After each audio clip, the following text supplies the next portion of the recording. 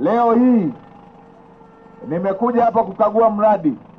Nianze kwa kumpongeza aliyekuwa Mheshimiwa Waziri Mkuu wa Jamhuri ya Muungano wa Tanzania na aliyekuwa mbunge wenu. Licha ya kuwa na majukumu makubwa, lakini hakuwasahau wana Ruangwa. Mimi nakumbuka joto alilokuwa akitupatia kupitia maelekezo yake ya kuweza kuhakikisha fedha zinakuja kwenye mradi huu.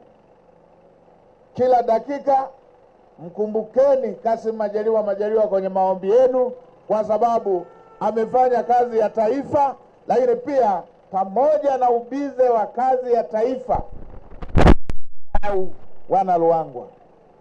Hongereni sana na ninyi kama wazazi wake, lakini pia kama wananchi wake ambao mara zote mlimchagua, na alipomchagua akaonekana kwa historia waziri mkuu aliyewahi kuaminiwa na marais wawili.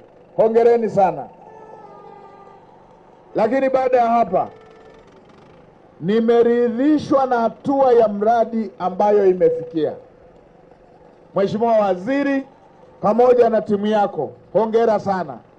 Na hii inatokana na uchapakazi wako. Haujawahi kumwangusha Mheshimiwa Rais. Unaelewa vyema maelekezo ya Mheshimiwa Rais.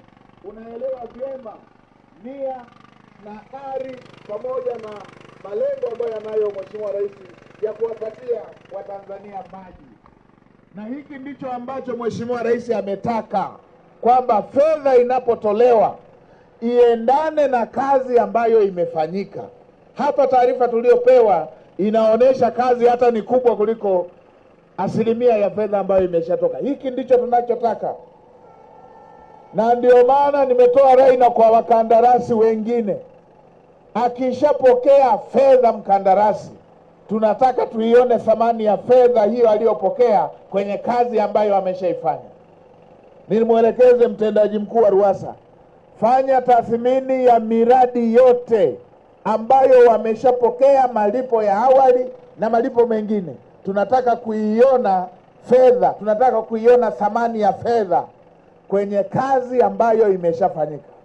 Na wale ambao utakuta Mheshimiwa Waziri wameshafanya kazi lakini ni ndogo, haiendani na fedha ambayo alipewa, wanafanya kibabaishaji.